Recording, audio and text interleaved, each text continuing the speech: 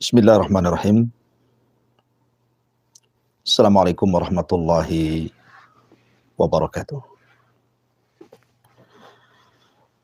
Alhamdulillah wassalatu wassalamu ala rasulillah wa ala alihi wa sahbihi wa mawalah wa la hawla wa la quwata illa billahi wa ba'du. Alhamdulillah, segala puja dan puji tentunya hanya milik Allah subhanahu wa ta'ala. Salawat, teriring salam kita hadiahkan kepada Rasul kita Nabi besar Muhammad sallallahu alaihi wa ala alihi wasallam. Segala puja dan puji hanya milik Allah subhanahu wa ta'ala. Di pagi hari ini kita bisa dipertemukan kembali lewat media yang kita cintai bersama. Sebagaimana Allah kumpulkan kita lewat media ini, semoga Allah juga kumpulkan kita kelak di surganya Allah Jalla fi'ula.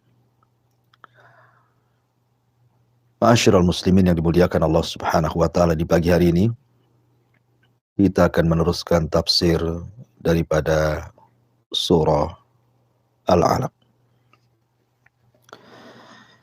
Ma'asyiral muslimin yang dimuliakan Allah subhanahu wa ta'ala, suratul Alaq ini adalah surat yang pertama kali turun kepada Nabi sallallahu alaihi wa ala alihi wasallam. Dan surat ini pula yang menjadikan Nabi diangkat menjadi seorang Nabi. 5 ayat pertama dalam suratul Alaq. Sebelum saya jelaskan tafsir daripada suratul Alaq, sedikit kita akan menjelaskan tentang sirah Nabi sallallahu alaihi wasallam secara ringkas sampai kepada turunnya suratul Alaq ini. Ma'asyiral muslimin yang dimuliakan Allah subhanahu wa ta'ala, kita tahu bahwa kita diciptakan oleh Allah subhanahu wa ta'ala tidak sia-sia, tapi diutus kita seorang Nabi dan Rasul. Laqad ja'akum rasulun min anfusikum.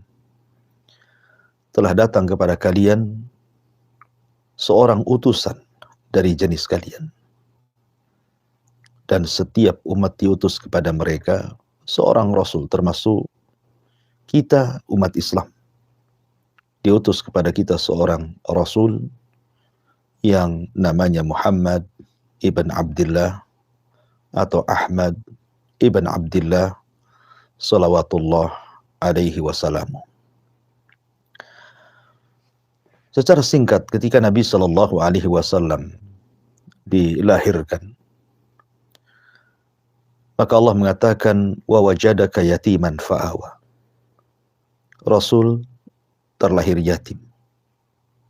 Tetapi tentu yatimnya Rasul tidak seperti yatim-yatim yang lainnya. Karena Allah sudah siapkan dia menjadi pemimpin umat, Sayyidul awwalina wal akhirin, Sayyidul anbiya'i wal mursalin. Sehingga Allah subhanahu wa ta'ala memberikan perlindungan sedari kecil untuk dipersiapkan menjadi seorang Nabi dan Rasul. Ketika Nabi sallallahu alaihi wasallam terlahir, maka yang pertama kali menyusui tentu ibundanya, Aminah binti Wahb. Kemudian juga salah satu budak daripada Abu Lahab namanya Thuwaibah. Bahkan Abu Lahab sangat senang dengan kelahiran Nabi sallallahu alaihi wasallam sampai memerdekakan budaknya, Thuwaibah. Walaupun belakangan setelah diangkatnya Rasul menjadi Nabi dan Rasul, justru orang yang pertama kali menentang sebelum yang lainnya. Kemudian sebagaimana kebiasaan orang-orang Arab, maka bayi-bayi mereka disusukan di desa-desa yang terpelihara bahasanya, terpelihara akhlaknya, terpelihara kesehatannya, dan begitu seterusnya. Maka datanglah dari berbagai macam kabilah para wanita-wanita yang memiliki anak yang bisa menyusui untuk mencari orang-orang kaya yang ada di kota, supaya disusukan kepada mereka dan mereka mendapatkan upah. Ketika kemudian mereka pun mencari bayi-bayi di kota Mekah, subhanallah, tidak ada yang berani mengambil bayi Aminah, Muhammad SAW kecil. Alasannya dua, karena dia terlahir yatim dan kondisinya miskin, sehingga mereka takut mengambilnya karena dikhawatirkan tidak punya imbalan.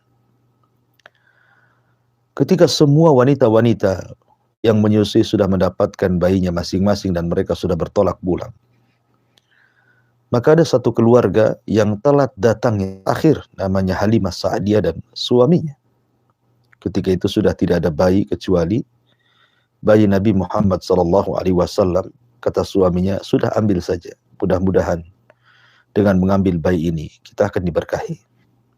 Subhanallah. Betul apa kata suami? Halimah Sa'diyah, di malam itu ketika mereka istirahat dan hendak bertolak pulang ke Bani Sa'diyah, malam itu mereka sudah mendapatkan kebaikan. Tiba-tiba air susu Halimah Sa'diyah bisa menyusui anak yang dibawanya dan menyusui Nabi SAW, dan keduanya bisa beristirahat dengan tenang, padahal malam itu mereka serba kesulitan, kelelahan dan keletihan. Sehingga di pagi harinya mereka sudah sehat dan mampu melakukan perjalanan dari Mekah kembali ke Bani Sa'diyah dan mampu menyusul kawan-kawannya. Padahal unta yang ditungganginya tidak layak ditunggangi, tapi itulah berkah karena Rasul dibawa oleh mereka. Selama 4 tahun Nabi SAW berada di rumah Halimah Sa'diyah dalam perawatannya. Kemudian Halimah Sa'diyah ketika hendak memulangkan Rasul SAW, karena sudah menyusui lewat 2 tahun, tentunya sudah selesai tugasnya. Tapi karena melihat kebaikan maka menambah waktunya. Sampai akhirnya ketika ada peristiwa besar yang terjadi kepada Nabi SAW, pembelahan dada, sehingga Halimah takut bahwa peristiwa ini akan menjadikan celaka kepada anak susuannya, maka dia mengembalikan Nabi SAW kepada ibundanya tercinta Aminah bintu Wahbin. Ketika usia Nabi SAW menginjak 6 tahun, maka Aminah pun membawa Nabi SAW untuk berziarah ke kuburan ayahandanya Abdullah. Karena sekali lagi bahwa Rasul terlahir yatim. Ketika masih di perut Aminah, bapaknya sudah meninggal dunia di usia Rasul 6 bulan kandungan. Maka kemudian ketika berziarah antara Khadijah, Ummu Aiman dan juga Nabi SAW yang ketika itu masih kecil, masih anak-anak, masih usia 6 tahun. Maka Nabi SAW berangkat bersama ibundanya dan pembantunya Ummu Aiman. Tapi Allah takdirkan sepulangnya dari Madinah di tempat yang namanya Abwa, kemudian Aminah jatuh sakit dan juga meninggal dunia di hadapan Nabi SAW. Maka Nabi SAW kemudian dibawa pulang oleh Ummu Aiman dan diserahkan kepada kakeknya Abdul Muttalib, Sayyidul Badha, pemimpin orang Arab. Maka Nabi mendapatkan kecintaan yang luar biasa, layaknya bapak sendiri yang sangat menyayanginya. Bahkan Abdul Muttalib lebih menyayangi Rasul dibandingkan anak-anaknya. Tapi sayang, hanya 2 tahun di pangkuan Abdul Muttalib. Kemudian Abdul Muttalib, kakek Nabi SAW, meninggal dunia ketika Rasul usianya 8 tahun. Kemudian berpindahlah pangkuan dari Abdul Muttalib kepada pamannya Abu Talib. Di rumah Abu Talib inilah Nabi SAW besar, dididik, diberikan kasih sayang, walaupun kondisi Abu Talib sangat miskin, tidak seperti paman-paman lainnya, tetapi memberikan rasa cinta kepada Nabi Shallallahu Alaihi Wasallam karena wasiat dan pesan Abdul Muttalib ayahnya untuk merawat anak ini. Dia memiliki perkara besar di masa depan. Sampai ketika usia Nabi Shallallahu Alaihi Wasallam 12 tahun, maka Abdul Muttalib pun ingin berangkat melakukan perniagaan dari Mekah menuju Syam. Nabi SAW ketika itu hendak ditinggalkan di Mekah, tapi Nabi SAW tidak mau kecuali ingin ikut dengan pamannya. Dan pamannya pun sangat menyayangi Nabi SAW. Akhirnya dibawalah Rasul oleh Abu Talib dalam rihlatas syita'i was saif, perjalanan berniaga dari Mekah menuju negeri Syam. Akan tapi sesampainya kemudian di perbatasan Syam, tiba-tiba dihentikan oleh seorang rahib, seorang pendeta yang bernama Buhairah, yang ketika itu sudah menunggu-nunggu karena melihat ada tanda-tanda yang berbeda di alam. Karena dia seorang pendeta yang suka membaca, dan dia tahu sebentar lagi akan lewat seorang yang dicatat dalam kitab-kitabnya bahwa dia akan menjadi seorang nabi dan rasul. Tidak biasa. Banyak kafilah-kafilah dari Arab yang menuju Syam biasanya dibiarkan pulang pergi tanpa ada sambutan yang baik, kecuali ketika datang kafilah Abu Talib.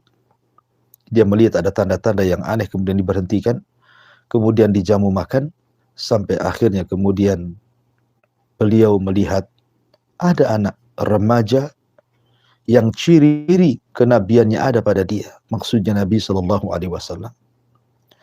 Maka dia bertanya kepada Abu Talib, siapakah ayah ini? Maka Abu Talib mengatakan, saya. Kata Buhairah rahib, tidak. Anak ini tidak layak punya ayah. Abu Talib kaget. Kemudian dia baru mengaku bahwa dia bukan ayahnya, tapi dia pamannya. Kemudian Buhairah melihat ada tanda di pundak Nabi Shallallahu Alaihi Wasallam yang merupakan tanda-tanda nubuah. Maka dia pun menangis, menasihati Abu Talib dan mengatakan agar jangan diteruskan perjalanannya ke Syam. Sebab kalau orang-orang Yahudi Syam tahu bahwa dia calon seorang nabi, tentu mereka akan membunuhnya. Apalagi dia bukan keturunan Bani Israel, tapi keturunan Bani Ismail.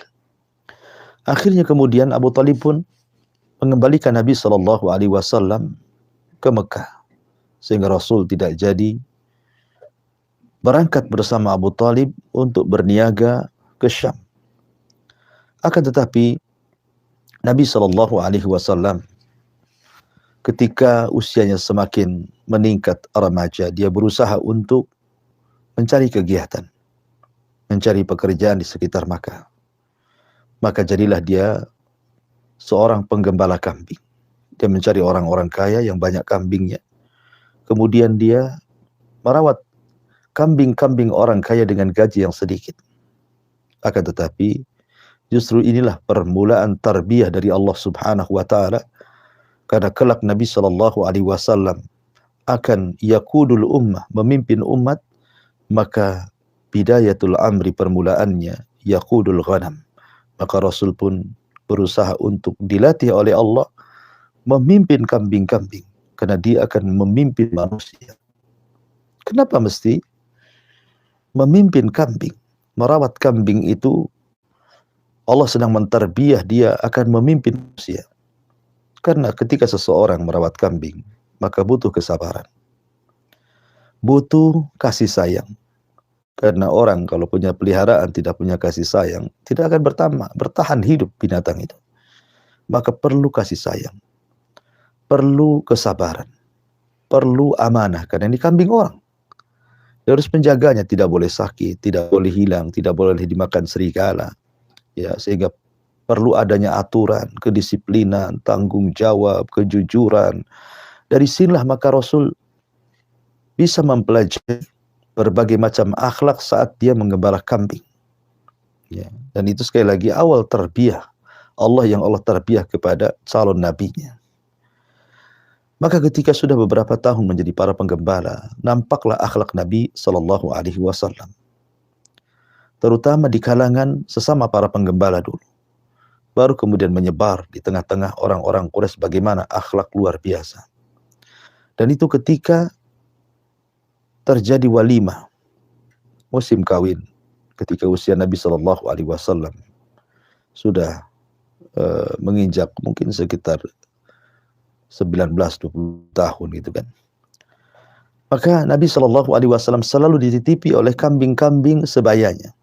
Apabila ada acara walimah, maka Nabi Shallallahu Alaihi Wasallam terkadang tidak ikut kepada walimah tersebut, tetapi harus merawat kambing-kambing kawan-kawannya yang ikut menghadiri walimah. Dan subhanallah, tidak ada satupun kambing yang sakit, yang hilang, justru semakin sehat. Dan Nabi SAW berusaha untuk merawat titipan orang lain. Dari sini, di antara sesama penggembala, Nabi mulai dikenal. Orangnya jujur, orangnya amanah, sampai disebut Sadiqul Amin. Tapi apabila Nabi SAW datang ke walimah, maka Nabi SAW awal datang saja langsung tidur. Dia tidak pernah minum khamar. Dia tidak pernah memandang aurat wanita. Dia tidak pernah berbicara kotor. Dia tidak pernah mengucapkan kalimat-kalimat yang dibenci manusia, sehingga mulailah akhlaknya tersebar di tengah-tengah orang-orang Quraisy bahwa dia memiliki akhlak yang luar biasa. Dari situlah orang-orang Quraisy kemudian mencintai Nabi Shallallahu Alaihi Wasallam karena akhlaknya yang luar biasa. Sampai akhirnya kemudian kebaikan dan akhlak Rasul terdengar oleh seorang wanita. Wanita tahirah, wanita yang suci. Wanita yang tidak pernah menyembah berhala. Wanita yang senantiasa taat dengan aturan-aturan menjaga kehormatan. Walaupun Islam belum datang. Makanya kemudian orang-orang Quraisy menyebutnya dengan tahirah, wanita suci. Karena dia sudah memakai jilbab walaupun Islam belum datang. Kemudian diundanglah Nabi Shallallahu Alaihi Wasallam ke rumah wanita suci ini, wanita kaya, wanita yang sangat cantik, wanita yang sangat luar biasa. Kemudian diajak kerjasama mudharabah untuk melakukan perniagaan rihlatas syita'i was-saif menuju kota Syam atau menuju negara Syam. Tetapi sebagai wafa, bentuk kebaikan, maka Rasul tidak langsung menerima tawaran Khadijah, tapi minta izin kepada pamannya Abu Talib. Tetapi Abu Talib kemudian mengizinkan. Akhirnya Nabi Shallallahu Alaihi Wasallam mulai bekerja kepada Khadijah, melakukan perniagaan bersama Khadijah dengan sistem mudharabah, di mana Khadijah memiliki modal dan Nabi Shallallahu Alaihi Wasallam yang memainkan modalnya. Kemudian Nabi Shallallahu Alaihi Wasallam pun safar ke Syam, dan Khadijah sudah mendengar bagaimana akhlak Rasul, bagaimana amanahnya, bagaimana kejujurannya, bagaimana kebaikannya. Makanya dia mengirim budaknya yang bernama Maisarah, budak laki-laki yang bernama Maisarah, untuk ikut serta dalam perniagaan perdana Nabi Shallallahu Alaihi Wasallam yang membawa harta Khadijah untuk didagangkan di Syam.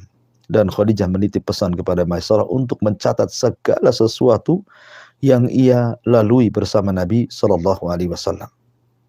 Berangkatlah Maisarah bersama Nabi Shallallahu Alaihi Wasallam. Ingat bahwa safar itu disebut safar karena yusfiru tabi'at ar-rajul. Kenapa safar disebut safar? Karena menampakkan tabiat seseorang.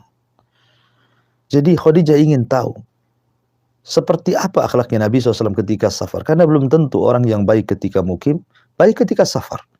Terkadang ketika dia tidak safar, memang dia baik orangnya. Tapi ketika safar belum tentu baik. Nampak tabiatnya. Makanya kalau Anda ingin mengetahui tabiat seseorang, maka safarlah bersama dia. Atau mengirim orang yang amanah, safar bersama dia.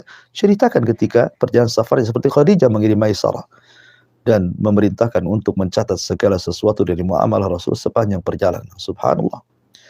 Ketika berangkat Maisarah dengan Rasul menuju perniagaan ke Syam, rupanya Maisarah melihat bagaimana amanahnya, bagaimana kejujurannya, bagaimana tutur katanya, bagaimana muamalahnya bersama manusia. Belum lagi ada peristiwa yang aneh. Sejak berangkat sampai ke Syam ada awan yang menaungi seolah-olah tidak pernah terkena sinar matahari. Rasul dilindungi dari cahaya matahari. Setiap lewat kepada sebuah batu-batu mengucapkan salam. Setiap lewat ke pepohonan-pohonan mengucapkan salam. Dan banyak peristiwa aneh yang disaksikan oleh Maisarah terhadap perjalanannya bersama Nabi SAW ke Syam. Belum lagi keuntungan ini dapat luar biasa. Belum pernah Khadijah bekerja sama dengan siapapun mendapatkan keuntungan sebesar ketika bekerja sama dengan Nabi Sallallahu Alaihi Wasallam. Mabruk, diberkahi usahanya, diberkahi keuntungannya, labanya, dan begitu seterusnya. Sehingga Khadijah menjadi senang. Akhirnya tertanam kecintaan kepada Nabi Sallallahu Alaihi Wasallam. Dari sinilah maka Khadijah kemudian hendak meminang Nabi Sallallahu Alaihi Wasallam untuk menjadi suaminya. Dikirimnya Nafisah, saudarinya, untuk menanyakan maukah Rasul menikah dengan Khadijah. Tapi sekali lagi, Nabi Sallallahu Alaihi Wasallam tidak pernah melupakan jasa pamannya. Dia tetap mengatakan belum bisa memberikan jawaban sampai saya astadzinu ammi, meminta izin kepada pamanku. Sebagaimana ketika diajak berniaga, dia pun minta izin kepada pamannya, maka begitu juga ketika ditawari menikah, dia pun harus minta izin kepada pamannya. Begitulah amanah Nabi Sallallahu Alaihi Wasallam, jazaul ihsan ilal ihsan. Balasan kebaikan itu hendaknya dibalas dengan kebaikan yang sama.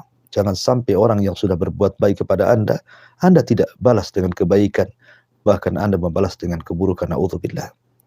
Maka Nabi meminta izin kepada pamannya. Kemudian pamannya mengizinkannya. Akhirnya kemudian terjadilah pernikahan yang luar biasa. Pernikahan yang sangat mulia antara Sayyidul Awwalin, pemimpinnya orang-orang yang awal dan akhir, pemimpinnya para nabi dan rasul, dan Sayyidatun Nisa'i fil alam, pemimpin para wanita di alam semesta, Khadijah bintu Khuwailid radhiyallahu an.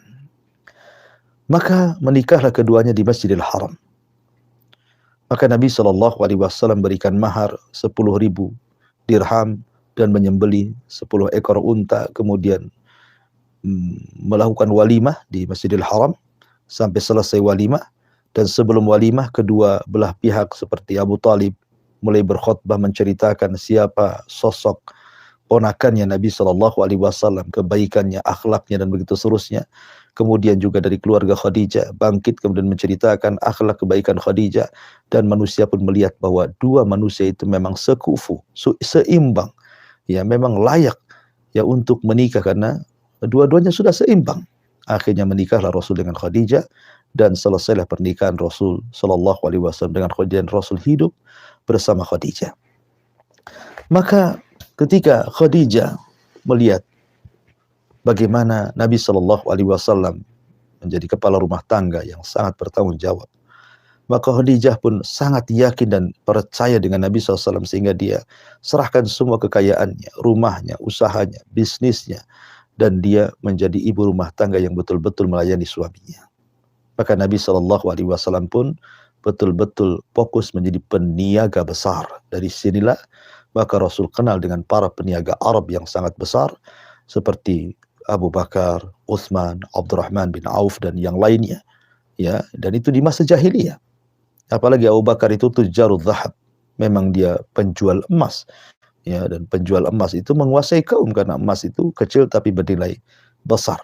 Jadi intinya Rasul banyak berelasi dengan banyak para pengusaha orang-orang Arab. Dari situlah maka Rasul pun terkenal amanahnya, kejujurannya di tengah-tengah para pengusaha. Sampai akhirnya apabila Nabi Shallallahu Alaihi Wasallam kemudian tidak pergi berniaga dan yang lainnya pergi berniaga, kemudian mereka pun hendak menitipkan barang-barang yang berharga, maka mereka akan menitipkan kepada Nabi Shallallahu Alaihi Wasallam. Hingga Rasul memiliki gudang titipan di rumah Khadijah, dan itulah Bank Arab pertama yang diasas oleh Nabi Shallallahu Alaihi Wasallam karena mereka paham siapa Rasul. Orangnya amanah, mereka siap menitipkan apapun karena mereka tidak takut dicuri, tidak takut hilang, tidak takut rusak karena kejujuran dan amanah Nabi Shallallahu Alaihi Wasallam. Maka semua orang Arab menyebutnya Rasul sebagai Shadiq al-Amin, orang yang jujur lagi amanah. Itulah sifat yang melekat kepada Rasul dalam kehidupannya sebelum diangkat menjadi Nabi dan Rasul. Ma'asyiral muslimin yang dimuliakan Allah Subhanahu wa taala. Kemudian setelah Nabi Shallallahu Alaihi Wasallam berusia antara 35-36, terjadi peristiwa di mana Ka'bah ini sebagian bangunannya roboh. Ya, karena ada sebelumnya dilewati beberapa peristiwa, ada namanya Fudur, ada namanya perang Fijar dan begitu seterusnya yang tidak mungkin saya ceritakan karena juga singkat waktunya. Intinya ada peristiwa Ka'bah ini mau roboh gitu kan. Akhirnya kemudian sepakat orang-orang Quraisy pun ingin merobohkan Ka'bah, kemudian ingin membangun kembali dengan renovasi yang baru. Maka Mughirah, Al-Walid ibn Mughirah yang ketika itu memimpin pembangunan Ka'bah, akhirnya kemudian mensyaratkan agar harta yang masuk untuk pembangunan Ka'bah ini harus dari harta halal. Akhirnya kemudian mereka pun merenovasi Ka'bah dan merobohkan Ka'bah yang lama, kemudian dibangunnya Ka'bah yang baru. Tapi karena kurang dananya, akhirnya Ka'bah tidak bisa dibangun secara keseluruhan, tetapi hanya sebagian sehingga mengeluarkan Hijr Ismail dari Ka'bah. Nah, ketika peletakan Hajar Aswad inilah yang menjadikan semua orang berebut. Kabilah-kabilah hampir perang. Karena bagaimanapun meletakkan Ka'bah sebuah kehormatan bagi sebuah kabilah. Maka hampir perang di antara kabilah-kabilah Quraisy bahwa mereka lah yang berhak untuk meletakkan. Kabilah ini mereka mengatakan kami yang berhak meletakkan. Sehingga hampir perang. Tapi orang yang berakalnya kemudian mengatakan, tunggu dulu. Sebaiknya yang meletakkan Hajar Aswad ini seorang yang akan keluar dari pintu ini. Rupanya yang keluarlah Nabi SAW dan mereka sudah tahu siapa Nabi. Tapi Nabi SAW tidak meletakkan sendiri. Rasul berusaha untuk mentaklib, melembutkan hati-hati pemimpin-pemimpin para kabilah. Sehingga semua ingin kebagian. Makanya Rasul menyarankan untuk mengambil kain, meletakkan Hajar Aswad di tengah, kemudian masing-masing kabilah meletakkan ujung-ujung kain sehingga seolah-olah membawa semua kabilah kepada Hajar Aswad. Dan itulah keadilan Nabi SAW dikenal. Ya, bagaimana Nabi SAW mempersatukan umat di saat mereka sedang hendak bermusuhan, hendak berperang gara-gara peletakan Hajar Aswad. Ma'asyiral muslimin yang dimuliakan Allah Azza wa Jalla, sampai ketika usia Rasul 37 tahun. Walaupun Rasul ini seorang pedagang, sering berinteraksi dengan manusia, tapi Nabi SAW mulai benci berjumpa dengan manusia. Tidak suka apalagi melihat kerusakan bangsa Arab yang semakin hari semakin parah. Maka Nabi SAW pun yuhibbut tahannut. Dia suka menyendiri, tafakur, kadang ke Mina, kadang ke Muzdalifah gitu kan. Ditambah-tambah kemudian 6 bulan sebelum diangkatnya Nabi dan Rasul, Nabi selalu bermimpi aneh. Mimpinya sama dengan falak subuh. Jadi kalau malam bermimpi selalu kejadian. Ya, dalam mimpinya apa yang akan dimakan besok orang-orang Quraisy, apa yang akan diminum orang-orang Quraisy, tamu yang datang dari orang-orang Quraisy, apa saja pokoknya yang akan terjadi dari peristiwa itu, selalu mimpinya menjadi sebuah kenyataan. Dan itulah yang diceritakan Ummul Mukminin Aisyah radhiyallahu anha. Awal permulaan turunnya wahyu itu adalah ru'yatun salih kal falakis subuh. Jadi mimpi yang baik seperti falak subuh. Setiap yang dilihat Rasul menjadi sebuah kenyataan. Termasuk juga Rasul SAW dalam bermimpinya, dia akan pergi ke Gua Hira, didatangi malaikat Jibril dalam bentuk manusia, bla bla bla bla dan begitu seterusnya. Itu pula yang menjadikan sebab kenapa Rasul sampai mendatangi Gua Hira di bulan Ramadan. Dan itu akhir tahanut Rasul, karena disitulah turun suratul Alaq yang kita akan bahas. Ma'asyiral muslimin yang dimuliakan Allah Azza wa Jalla. Maka tepat di usia Rasul SAW 40 tahun. Dan usia 40 tahun usia yang matang. Karena biasanya usia 40 tahun itu nikmat Allah Subhanahu wa taala sudah hampir sempurna. Biasanya umur 40 tahun sudah punya pekerjaan, sudah punya istri, sudah punya anak gitu ya. Dan cara berpikirnya pun sudah dewasa gitu. Tidak mudah goyah. Maka Allah Subhanahu wa taala menghendaki Rasul didaulat menjadi nabi. Sebagaimana alur mimpinya, Nabi SAW pun kemudian tahanut di usia 40 tahun. Setelah mempersiapkan perbekalan, Rasul bergegas dari rumahnya menuju sebuah tempat yang tinggi. Di situ ada gua yang disebut dengan Gua Hira. Maka Rasul pun tahanut di situ. Ya.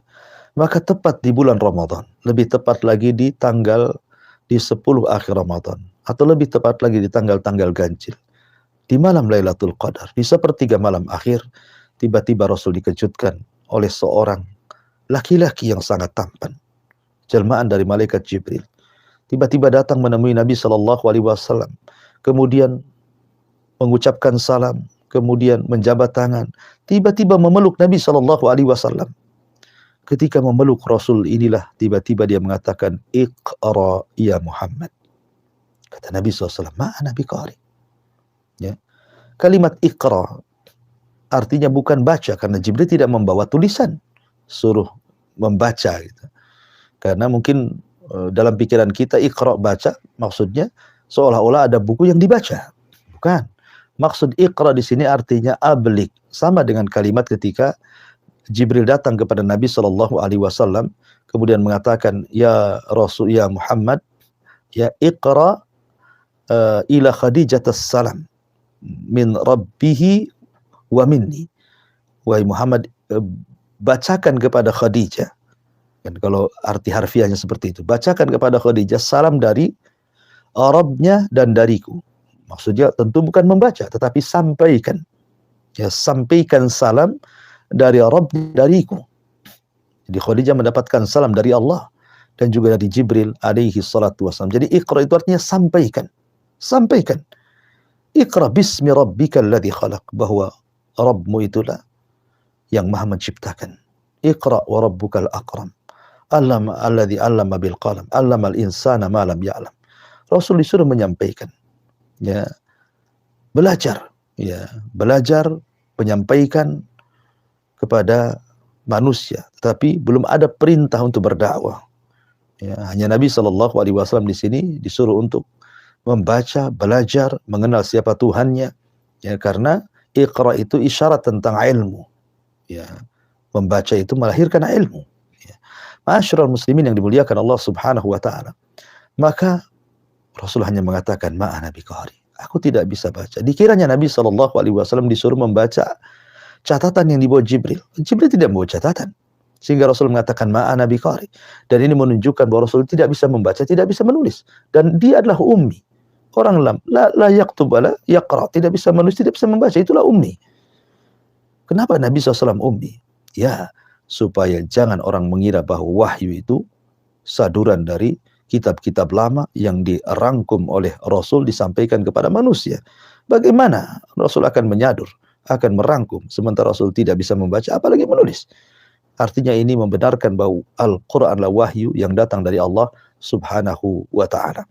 Kemudian karena Rasul tidak bisa membaca dan mengatakan ma'ana biqari, semakin eratlah pelukan Rasul, pelukan malaikat Jibril. Tapi Rasul tetap mengatakan ma'ana biqari. Sampai ketiga kalinya pelukan Jibril semakin erat sekali, sampai Rasul keluar keringatnya ketakutan, dan Jibril mengatakan Iqra ya Muhammad, tapi Rasul tetap mengatakan ma'ana biqari, ma'ana biqari. Aku tidak bisa baca, aku tidak bisa baca. Dari sini ada faedah bahwa seorang guru itu perlu keras dengan muridnya. Ya. Jadi kalau kita lihat parenting, ilmu parenting gitu ya, terkadang seseorang pengajar itu tidak mesti lembut, tetapi ada waktu-waktu keras kepada muridnya supaya seorang guru ditakuti, seorang guru dihormati, seorang guru punya wibawa di hadapan murid-muridnya. Makanya Jibril alaihi salam mengajarkan kepada para pengajar, pada setiap guru ilmu parenting kepada kita. Rasul Jibril semakin erat pelukannya, semakin erat pelukannya sampai 3 kali, sampai akhirnya barulah Jibril mentalkin Nabi Shallallahu Alaihi Wasallam. Disinilah permulaan turunnya suratul Alaq 5 ayat pertama. Iqra, Iqra ya Muhammad, Iqra bismi rabbikal ladzi khalaq, khalaqal insana min 'alaq, Iqra wa rabbukal akram, alladzi 'allama bil qalam, 'allamal insana ma lam ya'lam. 5 ayat pertama syarat dengan pelajaran, syarat dengan ibrah.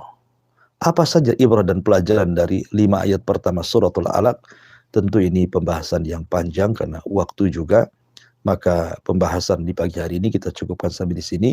Insyaallah kita akan lanjut tafsir suratul Alaq pada minggu depan jika Allah menghendaki. Taib, kita kembalikan kepada moderator, barangkali ada yang ingin ditanyakan. Tafadhal mashkura. Materi yang disampaikan di kesempatan yang berbahagia ini semoga bermanfaat bagi kita semuanya, pendengar dan pemirsa di manapun berada di seluruh dunia. Baik, setelah ada pertanyaan yang sudah masuk dari penanya di Singapura, Ustaz, dari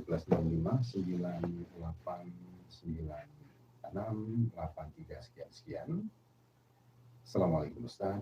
Waalaikumsalam. Izin bertanya Ustaz, bagaimanakah kita bisa menjadi orang yang selalu amanah seperti yang dicontohkan oleh Rasulullah SAW, agar kita bisa dicintai oleh Allah Subhanahu Wa Taala sementara kita bekerja di luar negeri, Ustaz. Jazakallah khair atas penjelasan. Iya. Bismillah, walhamdulillah, salatu wassalamu ala rasulillah, amma ba'du. Tentu membiasakan memiliki akhlak yang baik itu penting. Makanya ada istilah awid lisanaka bi khairin. Biasakan lisanmu mengucapkan yang baik, karena itu akan jadi sebuah kebiasaan. Orang kalau biasa mengucapkan kalimat yang santun, maka akan menjadi kebiasaan dia. Dia tidak akan memilih kata-kata kecuali yang baik. Karena kebiasaan itu membawa seseorang akan menjadi biasa. Dan itu dijelaskan dalam hadis Nabi Sallallahu Alaihi Wasallam. Alaikum bisidqi. Alaikum bisidqi. Fa inna sidqa yahdi ilal birr. Wa innal birra yahdi ilal jannah.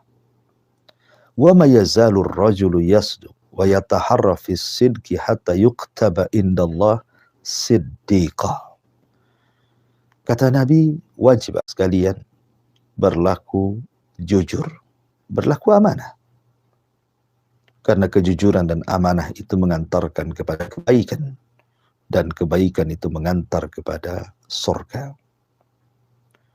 Wa ma yazalu ar-rajulu yasduq. Orang kalau terbiasa lisannya mengucapkan kalimat-kalimat jujur, biasa amanah, ya, maka kebiasaan-kebiasaan itu akan menjadi kebiasaan hidupnya. Hatta yuktab indallahi siddiqa. Sampai Allah nanti akan catat engkau ini termasuk orang yang jujur. Kalau orang sudah wa ma yazalur rajul, terus-terusan dia membiasakan untuk jujur, untuk amanah, nanti Allah akan catat kita ini sebagai orang yang jujur dan amanah. Kalau Allah sudah mencatat kita ini jujur dan amanah, maka manusia akan mengikuti apa yang Allah catat. Ya.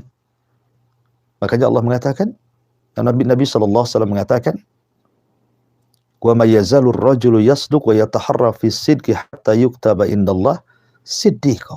Tapi sebaliknya, iyyakum wal kadhib. Hati-hati, jangan suka berdusta, lawan daripada jujur. Lawan daripada amanah, khianat, jangan berkhianat, jangan berdusta. Fa innal kadhiba yahdi ilal fujur wal fujur yahdi ilan nar.